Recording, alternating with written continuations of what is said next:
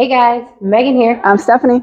We are Barn Besties with farm fresh advice. And we are here in Fields and Fences in Gurnee, and we are in Anita's arena with Anita. Thank you for showing us all the things today. So this is the small arena. The small arena. And this doesn't look small to me. The small arena is 60 feet wide and 271 feet long. But we call this one the small one. That's so long. I love it.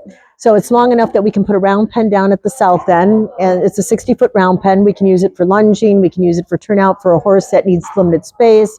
We can put beginner riders in there for lessons. They don't get run over by the more experienced riders. And it's heated.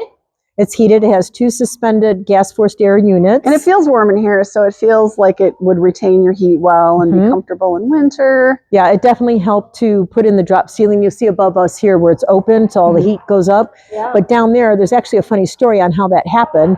That steel that's over there was used for the roof outside. Oh, and it was warranted not to lose its color, but it lost its color. So they had to take it down and replace it. But it's like, okay, let's take the old steel and put it in here. So it's brilliant. That helps with the heat retention. Yeah. So you've got a couple mirrors, and then we noticed you've got pole storage.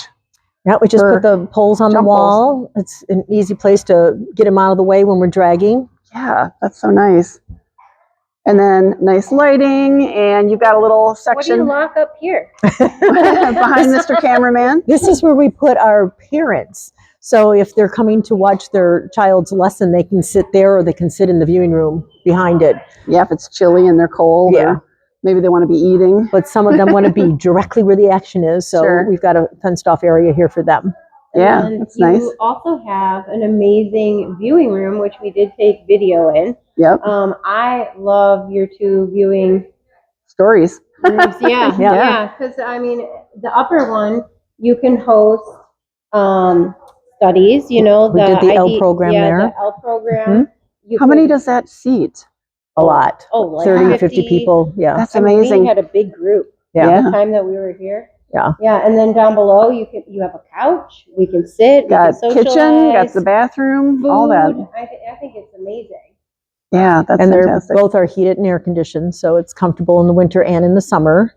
And up there on the second floor, we actually have a closet where people who have grown out of their show clothes, they put their clothes.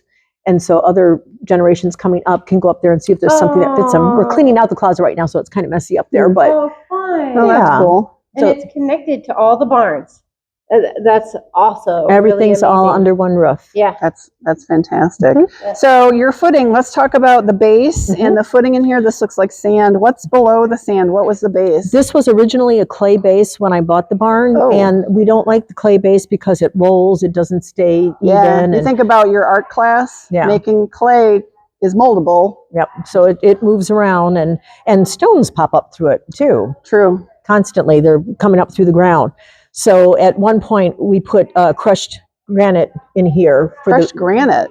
At the time, that's what was available. Oh, wow. Normally every place else we have crushed limestone. Yeah, that's what we have is limestone. That's wild, granite. Well, whatever area you're in, you use what you have. Yeah. Because trucking's expensive. Yeah.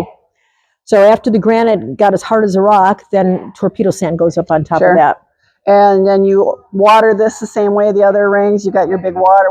We've looked at those awesome watering tractors and carts. Yep.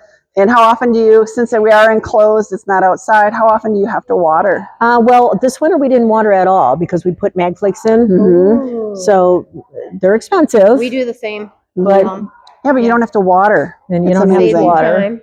Yeah. It also has some other advantages I didn't even think of because last year was the first year we did it, and that was condensation. If you're not putting all that water into the arena, you don't get all that condensation. That's fantastic. And in fact, any of the horse breath that's condensing in there gets pulled into the water your footing for you. Right. That's awesome. Yeah. So do you ever use this for horse shows?